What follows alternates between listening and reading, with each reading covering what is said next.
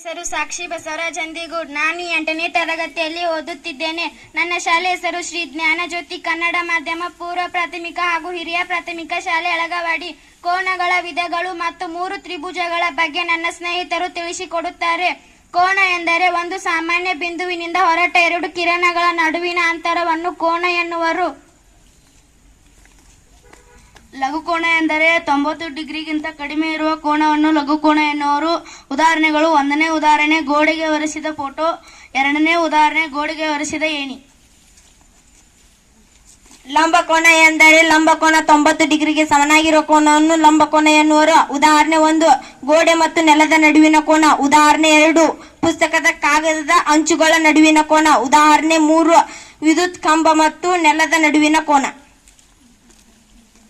ವಿಶಾಲ ಕೋನ ಎಂದರೆ 90 ಡಿಗ್ರಿಗಿಂತ ಹೆಚ್ಚು ಮತ್ತು 180 ಡಿಗ್ರಿಗಿಂತ ಕಡಿಮೆ ಇರುವ ಕೋನವನ್ನು ವಿಶಾಲ ಕೋನ ಎನ್ನುವರು. ಉದಾಹರಣೆ 3 ರೆಕ್ಕೆಗಳಿರುವ ಫ್ಯಾನ್. ಸರಳ ಕೋನ ಎಂದರೆ 180 ಡಿಗ್ರಿಗೆ ಸಮವಾಗಿರುವ ಕೋನವನ್ನು ಸರಳ ಕೋನ ಎನ್ನುವರು. ಸರಳಾಧಿಕ ಕೋನ ಎಂದರೆ 180 ಡಿಗ್ರಿಗಿಂತ ಹೆಚ್ಚು ಮತ್ತು 360 ಡಿಗ್ರಿಗಿಂತ ಕಡಿಮೆ ಇರುವ ಕೋನವನ್ನು ಸರಳಾಧಿಕ ಕೋನ ಎನ್ನುವರು. ಪೂರ್ಣ ಕೋನ ಎಂದರೆ ಪೂರ್ಣ ಕೋನ 310 ಡಿಗ್ರಿಗೆ ಸಮನಾಗಿರುವ ಕೋನ ಪೂರ್ಣ ಕೋನ ಎನ್ನುವರು. ವೃತ್ತ ಎಂದರೆ ಒಂದು ನಿರ್ದಿಷ್ಟ ಬಿಂದುವಿನ ಸಮದೂರದಲ್ಲಿರುವ ಬಿಂದುಗಳ ಸಮೂಹ ಸಮತಲಾಕೃತಿಯನ್ನು ವೃತ್ತ ಎನ್ನುವರು. ಸಮಬಾಹು ತ್ರಿಭುಜ ಎಂದರೆ ಒಂದು ತ್ರಿಭುಜದ ಎಲ್ಲಾ ಬಾಹುಗಳು ಸಮನಾಗಿರುವ ತ್ರಿಭುಜವನ್ನು ಸಮಬಾಹು ತ್ರಿಭುಜ ಎನ್ನುವರು. ಸಮದ್ವಿಬಾಹು ತ್ರಿಭುಜ ಎಂದರೆ ಒಂದು ತ್ರಿಭುಜದಲ್ಲಿ ಕೇವಲ 2 ಬಾಹುಗಳು ಸಮನಾಗಿರುವ ತ್ರಿಭುಜವನ್ನು ಸಮದ್ವಿಬಾಹು ತ್ರಿಭುಜ ಎನ್ನುವರು. ವಿಷಮಬಾಹು ತ್ರಿಭುಜ ಎಂದರೆ ಒಂದು ತ್ರಿಭುಜದಲ್ಲಿ ಎಲ್ಲಾ ಬಾಹುಗಳು ಬೇರೆ ಬೇರೆ ಅಳತೆಯನ್ನು ಹೊಂದಿದರೆ ಅದನ್ನು ವಿಷಮಬಾಹು ತ್ರಿಭುಜ ಎನ್ನುವರು.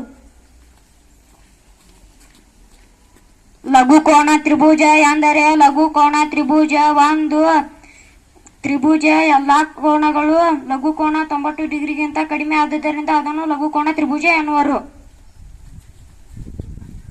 ಲಂಬಕೋನ ತ್ರಿಭುಜ ಎಂದರೆ ಲಂಬಕೋನದ ತ್ರಿಭುಜ. ಒಂದು ತ್ರಿಭುಜವು ಯಾವುದಾದರೂ ಒಂದು ಕೋನವು 90 ಡಿಗ್ರಿಗೆ ಸಮನಾಗಿದ್ದರೆ ಆ ಕೋನವನ್ನು ಲಂಬಕೋನ ತ್ರಿಭುಜ ಎನ್ನುವರು. ವಿಶಾಲ ಕೋನ ತ್ರಿಭುಜ ಎಂದರೆ ಒಂದು ತ್ರಿಭುಜದ ಎಲ್ಲಾ ಕೋನಗಳು 90 ಡಿಗ್ರಿ ಇದ್ದರೆ ಆ ತ್ರಿಭುಜವನ್ನು ವಿಶಾಲ ಕೋನ ತ್ರಿಭುಜ ಎನ್ನುವರು.